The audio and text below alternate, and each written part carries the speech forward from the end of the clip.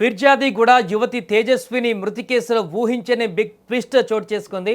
మొదట ఇదొక సాధారణ అనుమానాస్పద మరణం అనుకున్న పోలీసులకు సీసీటీవీ ఫుటేజ్ అలాగే ఆమె తల్లి ఇచ్చిన స్టేట్మెంట్ చూశాక మైండ్ బ్లాంక్ అయింది. అసలు చనిపోయే ముందు ఆ అర్ధరాత్రి తేజస్విని ఏం చేసింది? దేవుడు పిలుస్తున్నాడంటూ నగ్నంగా రోడ్లపైకి ఎందుకు పరిగెత్తింది? గుడిలోని విగ్రహాన్ని తీసుకుని చెరువులో ఎందుకు దూకింది? అసలు ఈ మిస్టరీ వెనుక ఉన్న సంచలన నిజాలేంటి? నిన్న పోలీసులు రికార్డ్ చేసిన తల్లి స్టేట్మెంట్లో ఎలాంటి విషయాలు వెలుగులోకి వచ్చాయో ఒకసారి తెలుసుకుందాం. ఇక తేజస్విని చనిపోవడానికి ముందు ఆ అర్ధరాత్రి అసలు ఏం జరిగిందనే దానికి సంబంధించిన షాకింగ్ దృశ్యాలు స్థానిక సీసీటీవీ కెమెరాలో రికార్డ్ అయ్యాయి. అర్ధరాత్రి సమయంలో తేజస్విని ఒంటిపై బట్టలు లేకుండా పూర్తిగా నగ్నంగా నివాస ప్రాంతాల గుండా పరుగులు తీసింది. నన్ను దేవుడు పిలుస్తున్నాడు, నేను వెళ్ళిపోవాలి అంటూ గట్టిగా అరుస్తూ రోడ్డుపై హల్చల్ చేసింది.